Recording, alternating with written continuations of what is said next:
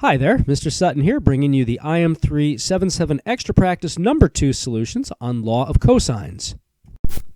The key on this one, when we're trying to find a side in this non-right triangle, is recognizing that we have a side, angle, side situation in terms of what we know.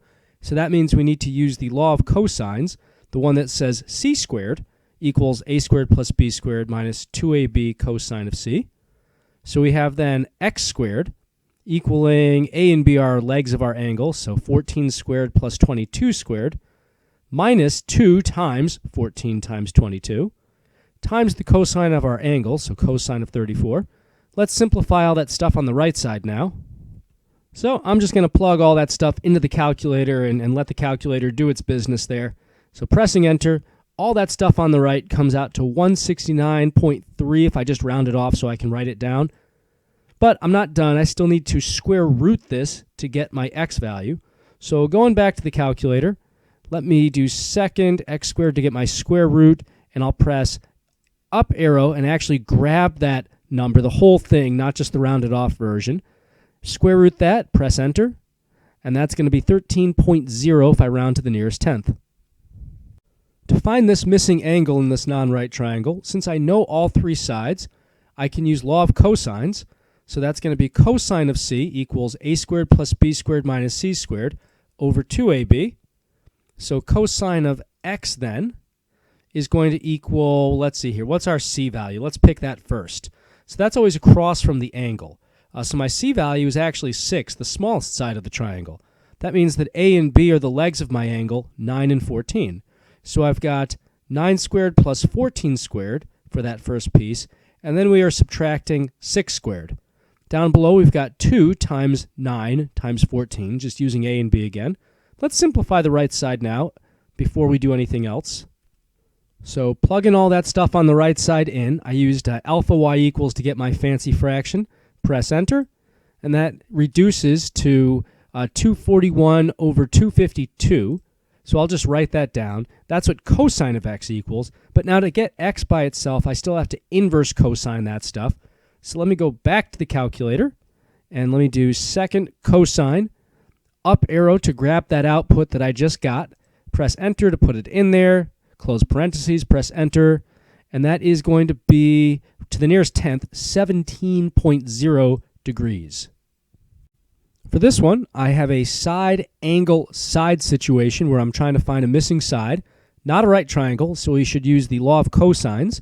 C squared equals a squared plus b squared minus 2ab cosine of c. And then we'll have x squared for c squared in this case. A and b are the legs of our angle that they gave us. So we have 22 squared plus 20 squared minus 2 times 22 times 20 times the cosine of the angle 108. All right, well, let's put that in our calculator. So plugging all that craziness into the calculator, pressing enter, I end up with 1,155.9, and I'm going to use the real value on my calculator for the next step, but I'll just write this rounded off version here. Anyway, this is what x squared equals. I'm not quite done. I still need to square root this, or the value that it represents. So back on the calculator, let me do second square root, and then up arrow to grab the true value that we just got for x squared. Press enter to put it in there, enter again, and we end up with, well, rounding to the nearest tenth, this is going to be 34.0. To figure out this missing angle, since I have all three sides, I'm going to use the Law of Cosines. Cosine of c equals a squared plus b squared minus c squared, all over 2ab. So we have cosine of x equaling a fraction. And in the numerator, well, let's see here. What's a, b, and c?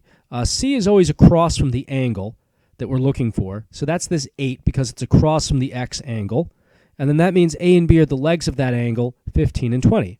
So we can write 15 squared plus 20 squared minus 8 squared all over 2 times 15 times 20. And let me put that in the calculator to see what I can reduce that to on the right side.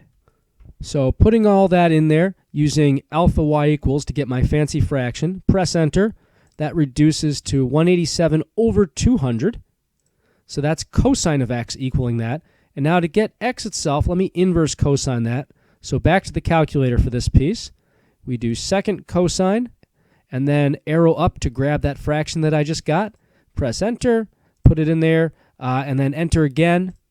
That gives us 20.8 for our degrees. To find this missing side in this non-right triangle, we need to recognize this is a side angle side scenario. So that means law of cosines comes into play. So we've got c squared equals a squared plus b squared minus 2ab cosine of c. So that's going to be x squared equals our two legs being squared here. So 24 squared plus 16 squared minus 2 times 24 times 16. And now we have to also multiply by the cosine of 141. And let me do all that stuff on the right side on the calculator. After plugging all that in off camera and pressing enter on it, we end up with about 1,428.8. So that's the value of x squared that I just rounded off for the paper version of this. But I need to still square root that to get x.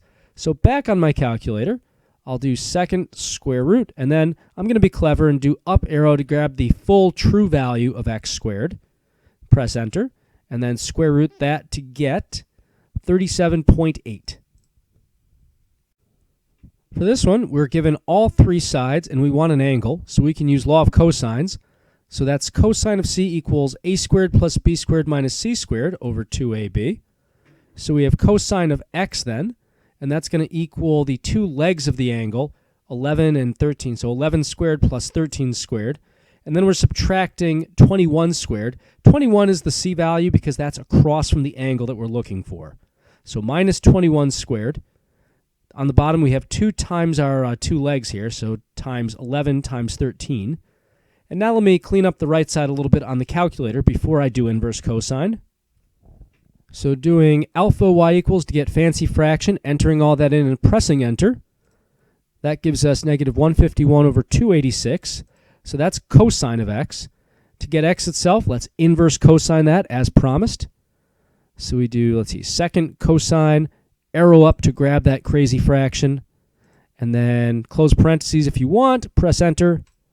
That's going to be 121.9 degrees.